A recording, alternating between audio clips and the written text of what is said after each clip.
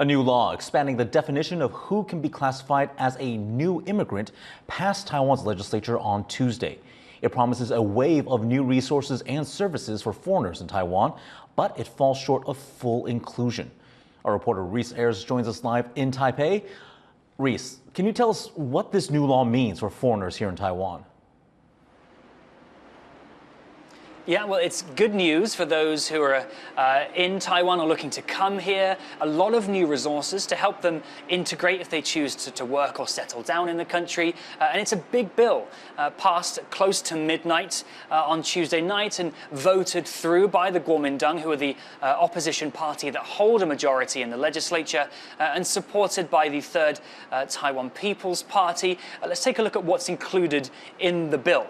There'll be a new government agency set up to handle all issues concerning immigrants in Taiwan. There'll be family service centers, which will provide counseling and family planning, life adjustment services. There'll be language programs, employment services, and just generally a greater push for more cultural integration into Taiwanese society. Now, the aim of this bill is to make Taiwan a more multicultural society and also to try and bring more immigrants into the country.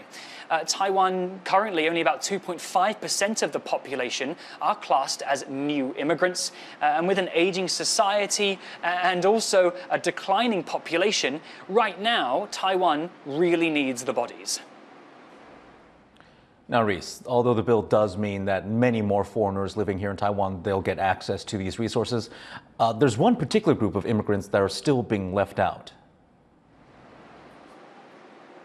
That's right, Eric. While some lawmakers are lauding this bill as being inclusionary, there's actually quite a big hole. Let's take a look at who's included and who's not. Now, the new immigrants will be foreign spouses, there'll be the children of immigrants, it will be skilled and white-collar workers, stateless people, foreigners who invest in Taiwan, but quite notably, it will exclude blue-collar migrant workers. Now, there are over 700,000 of those in Taiwan, mostly from Southeast Asian countries, and they've been completely left out of this bill.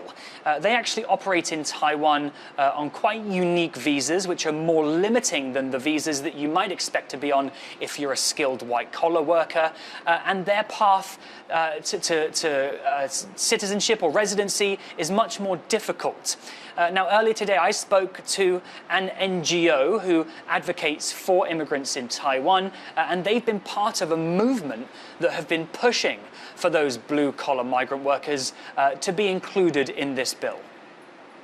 因为同样都是移工，但是却纳入了白领技术的经济型的人力，但是排除了就是像现在在台湾辛苦的做家庭看护以及公共工程或者是产业的蓝领的移工呢，如果说是一种种族歧视的话呢，我觉得倒不如形容它其实是一种阶级的歧视。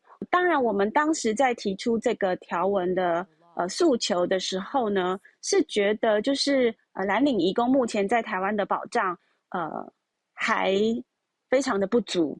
那法虽然通过了，但是我在想说，民间团体仍然会努力就是去盘点相关的法令。